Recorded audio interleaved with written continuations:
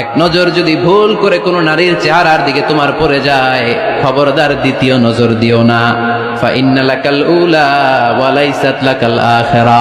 কারণ প্রথম নজর ভুল করে পড়ে গেলে ক্ষমা করবে কে? কিন্তু তার সৌন্দর্য উপভোগের জন্য বারবার তার দেহের দিকে তাকালে, বারবার তার চেহারার দিকে তাকালে আমল নামাটা গুনাহ দিয়ে ভর্তি করে দিবে কে? আল্লাহ চেক এন্ড ব্যালেন্স করেছেন। পুরুষদেরকেও বলেছে চোখ নামাও। কুল্লিল মুমিনিনা ইয়াগুদ্দু মিন আবসারিহিম, lower your gaze, lower your eyesight.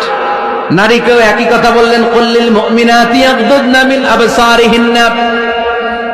ও নারীরা, তোমরাও চোখ নামাও, নজরকে ঠিক করো। এই বদনজর সব সর্বনাশের মূল। জোরে বলেন ঠিক কিনা? এখান থেকেই ধীরে ধীরে ধীরে ধীরে অবৈধ দৈহিক সম্পর্কের দিকে যায়। এজন্য এই বদনজরটারও হারাম ঘোষণা করেছে কে? আল্লাহর কোরআনের সবচাইতে দামি আয়াত, the greatest verse in the Quran. Ubay ibn Ka'b রাদিয়াল্লাহু তাআলা আনহুকে বিষ্ণু সাল্লাল্লাহু আলাইহি ওয়াসাল্লাম জিজ্ঞেস করলেন, উবাই বলো তো কোরআনের কোন আয়াতটা সবচেয়ে সেরা?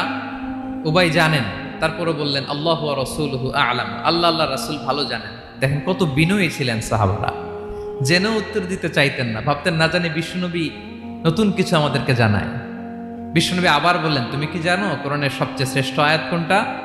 এবার উবাই ভাবলেন এবার আমি উত্তরটা দিয়েই দিই। তিনি বললেন আয়াতুল কুরসি, আল্লাহু লা ইলাহা ইল্লা হুয়াল হাইয়ুল কাইয়ুম, এটা শ্রেষ্ঠ আয়াত। বিষ্ণুনবী খুশি হয়ে উবাই ইবনে কাবের বুকে একটা চাপড় মারলেন, এরকম আদরের চাপড় দিয়ে বললেন, লিয়াহনিকাল ইলমু ইয়া আবুল মুনজির, হে আবুল মুনজির, জ্ঞান এবং প্রজ্ঞা তোমার জন্য মোবারক হোক, তুমি ঠিক বলেছো। সুবহানাল্লাহ পড়ে।